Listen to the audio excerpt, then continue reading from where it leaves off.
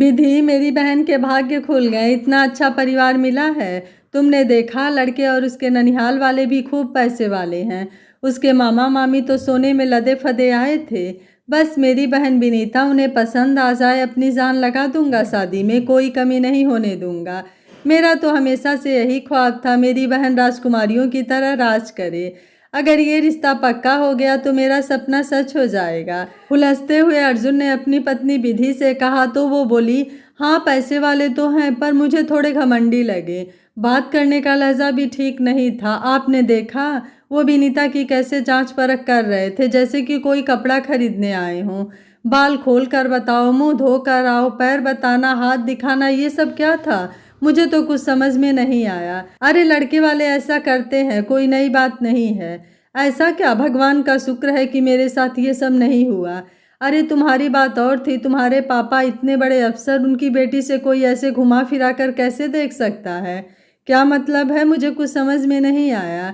विधि अपना सर खुजाते हुए बोली तो अर्जुन बोला, अरे तुम्हें समझने की ज़रूरत ही क्या है, जाओ जाकर एक कप चाय बना कर लाओ, उसके बाद ऑफिस के बचे काम निपटा लूँगा। अर्जुन और विधि अभी कुछ देर पहले उसकी बहन को देखने आए लड़के वालों के बारे में बात कर रहे हैं। विधि की शादी अभी 2 महीने पहले ही हुई है। वैसे तो ससुराल में सब ठीक है, मगर कभी कभी उसे अपने सास ससुर और पति की बातें समझ में नहीं आती। आती भी कैसे, जब इंसान दोगली बातें करे तो वो आम इंसान के बस के बाहर हो जाता है। बस यही विधि के साथ हो रहा था। हर बार वो अपने आप को एडजस्ट करने में लगी थी, ये सोचकर कि शायद ऐसा होता होगा। मगर अर्जुन की बातों से इतना समझ में आता था कि हर बार वो रिश्तों को नफ़ा नुकसान की नज़रों से देखा करता था। जहाँ पैसा और फायदा दिखाई दे वहाँ समर्पण, और जहाँ पैसा कम उसके बारे में सोचना भी नहीं। कुछ देर बाद, अच्छा सुनो विधि बहू, 2 दिन बाद मेरे भाई भाभी आ रहे हैं, शादी में किसी कारणवश आ नहीं पाए थे। वो स्पेशली तुमसे मिलने आ रहे हैं। एक काम करना, अच्छी सी साड़ी और अपने पसंद के गहने पहन लेना, पहली बार मिलोगी, उन्हें भी अच्छा लगेगा। सरोज जी ने वैसे घर में सूट पहनने की छूट दे रखी थी, फिर भी कोई रिश्तेदार मिलने आए तो साड़ी पहनने पर जोर देती, जिसके लिए विधि भी हमेशा तैयार रहती। जी मम्मी जी, आज ही मैं आपको साड़ी दिखाती हूँ, आप ही बताइएगा कौन सी अच्छी रहेगी। और मैं क्या पूछ रही थी मम्मी जी, मामा मामी जी आ रहे हैं तो खाने में क्या क्या पकवान बनाने हैं, थोड़ा बता दीजिए। अगर कुछ सामान बाजार से मंगवाना हो तो मैं लिस्ट बना लूँगी। बेटा, वो सास सरोज जी कुछ कहने वाली थी कि अचानक ससुर बिशंबर जी बोल पड़े, बहू तैयारी क्या करनी है, वे लोग गांव के हैं, बेटी के घर का पानी भी नहीं पीते, और फिर हमारे यहाँ रिवाज है, बरसों से चला आ रहा है। आज अचानक तोड़ेंगे तो उन्हें अच्छा नहीं लगेगा। वो लोग आएंगे और मिलकर चले जाएंगे, तुम्हें ज़्यादा परेशान होने की ज़रूरत नहीं है। रोज़मर्रा में जो खाना बनता है वही बनेगा, वो भी सिर्फ परिवार वालों के लिए, बाहर वालों के लिए नहीं। बड़ी रुखाई से जवाब देते हैं। अपने पति की बात सुन सरोज जी चुपचाप नाश्ता करती रहती हैं। उनकी आंखों में आंसू आ गए, मगर किसी तरह उन्होंने एक भी आंसू गिरने न दिया, जो कि विधि ने देख लिया था। आखिर वो भी एक औरत थी, उसे समझ आता है कि ये दर्द के आंसू थे। आखिर सासू माँ को ऐसा क्या दर्द है जो लफ्जों में बयां नहीं हो पा रहा। यही सोचते हुए विधि वापस रसोई में आ अपने काम में लग गई। अगले दिन अर्जुन ऑफिस जाने के लिए तैयार हो रहा था। विधि बोली, अर्जुन मम्मी जी बता रही थी आपके मामा जी आ रहे हैं, ऐसा करिएगा आप एक दिन की छुट्टी ले लीजिएगा ताकि आप आराम से बैठकर उनसे बातचीत कर सकें। सही कहा ना विधि, तुम अपने काम से काम रखो, कहीं के राजा महाराजा नहीं आ रहे हैं जो मैं अपने ऑफिस की छुट्टी ले लूं। मैं तो कहता हूँ आ ही क्यों रहे हैं इस बुढ़ापे में अपनी हड्डियों को तकलीफ देने। अरे वो सिर्फ आपके मामा मामी ही नहीं है, मम्मी जी के भाई भाभी भी हैं, हमारी शादी में शामिल नहीं हो पाए थे इसलिए मिलने आ रहे हैं। और आप किस तरीके से बात कर रहे हैं, जब भी मेरे मामा मामी आते हैं तो घर में जश्न सा बन जाता है, इतनी रौनक सी लगती है ना कि क्या ही बताऊं।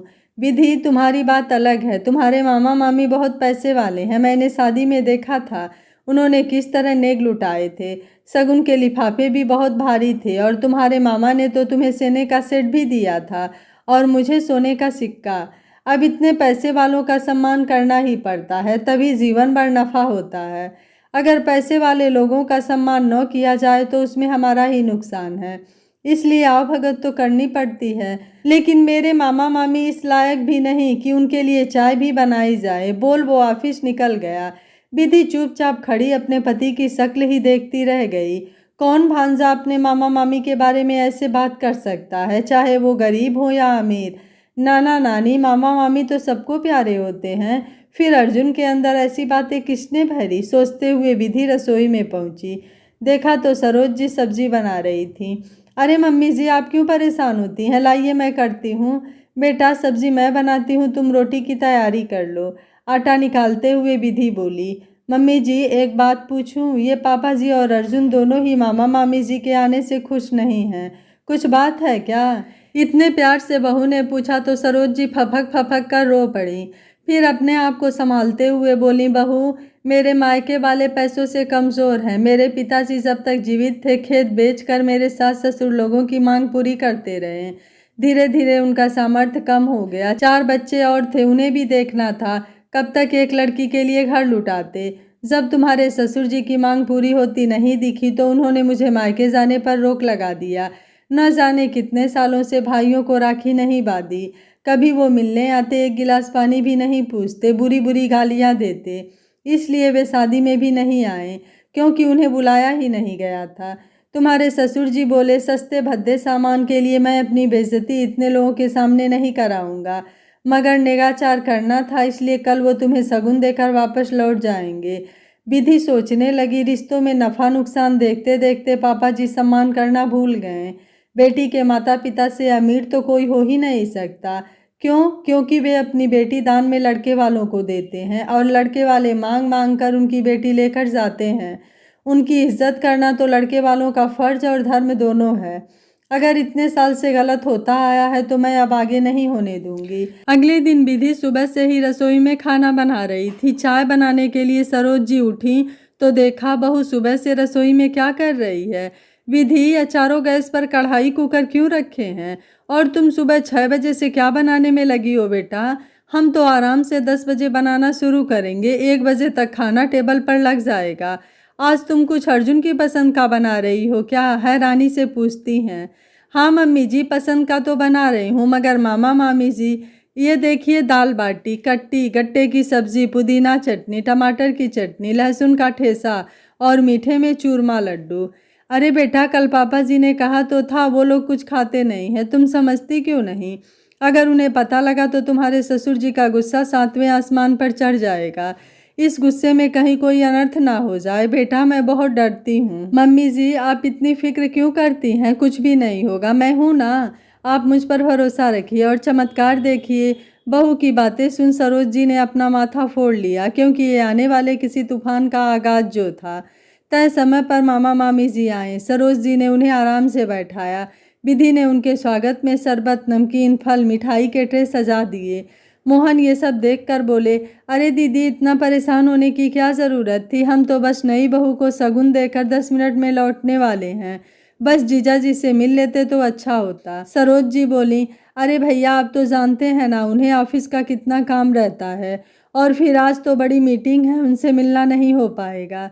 मम्मी जी पापा जी तो घर पर ही हैं, फिर मामा मामी जी आए हैं, क्यों नहीं मिलेंगे? और अगर मीटिंग है तो खाने के समय तक खत्म हो जाएगी। आप रुके, मैं अभी पापा जी से बोल कर आती हूँ। बोल अपने ससुर जी के कमरे में पहुँची। पापा जी, मोहन मामा मामी जी आ गए हैं, आपका नीचे इंतज़ार कर रहे हैं। क्या बोलूँ, आप कितनी देर में आ रहे हैं? बहू ऐसे फालतू लोगों के लिए मेरे पास समय नहीं है। बोल दो मैं व्यस्त हूँ, नहीं आ पाऊँगा।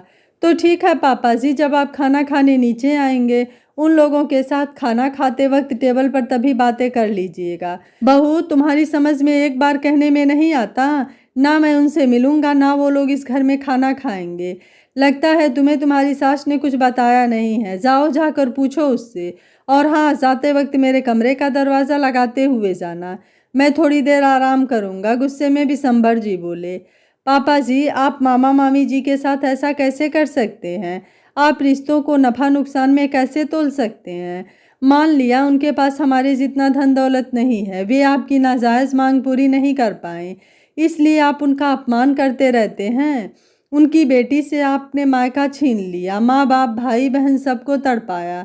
उनकी बेटी को मायके का सुख त्यागना पड़ा, सब थोड़े से पैसे की वजह से।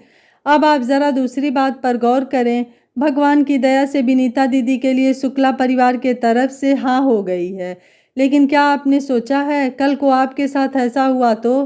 क्योंकि उनकी नज़रों में आप भी तो गरीब माँ बाप हुए।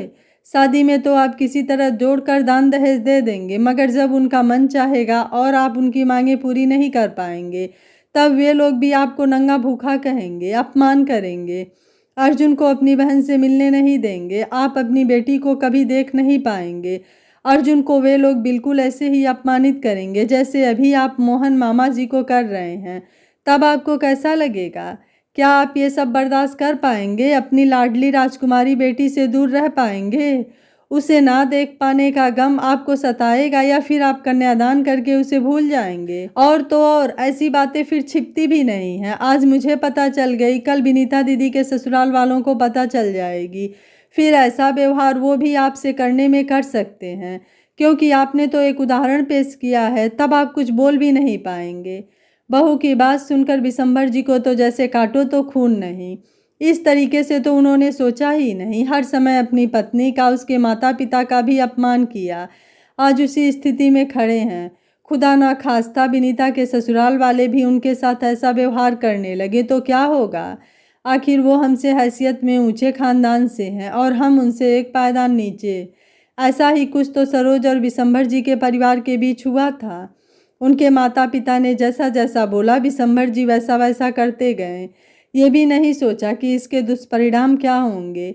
अपनी गलती समझ में आते ही बिशंबर जी बहू से बोले, जाओ जाकर जलपान की व्यवस्था करो, मैं आता हूँ। नीचे पहुँचे तो देखा साले साहब हाथ जोड़कर विनती कर रहे थे कि वो खाना नहीं खाएंगे। तभी बिशंबर जी बोले, साले साहब खाना तो आपको खाना पड़ेगा, वरना मैं समझूंगा कि आपने मुझे माफ़ नहीं किया। भांजे की शादी में शामिल नहीं हो पाए, लेकिन भांजी की शादी में 15 दिन पहले से आपको आना होगा और मेरे साथ मिलकर तैयारी करवानी होगी। जीजा जी, मैं तो हमेशा आपके बुलाने का इंतज़ार करता रहा हूँ। अब जाकर ये घड़ी आई है तो पीछे नहीं हटूंगा। 15 दिन पहले आकर तैयारी में लग जाऊंगा। आपने मान सम्मान दिया, यही हमारे लिए बहुत है। इसी बात पर बहू विधि के हाथ से बना कुछ मीठा यानी एक एक लड्डू हो जाए। बिशंबर जी ने अपने हाथ से एक लड्डू अपने साले मोहन के मुंह में डाल दिया, जिसे देख सरोज जी बहुत खुश हुई। चलो अंत भला तो सब भला। और अपनी बहू को मन ही मन धन्यवाद किया कि इतने वर्षों से चले आ रहे बैर को यूं सूझबूझ से खत्म कर दिया और अपने ससुर जी की सोच बदल कर मुझे मायके के रूप में मेरा सम्मान वापस दिलवा दिया। आपको विधि का फैसला कैसा लगा? आप मुझे अपनी राय कमेंट बॉक्स में ज़रूर दीजिएगा। आशा है यह कहानी आपको ज़रूर पसंद आई होगी। वीडियो पसंद आया है तो वीडियो को लाइक, शेयर एंड चैनल को सब्सक्राइब कर लीजिएगा। Thank you for watching. मिलते हैं अगली कहानी में।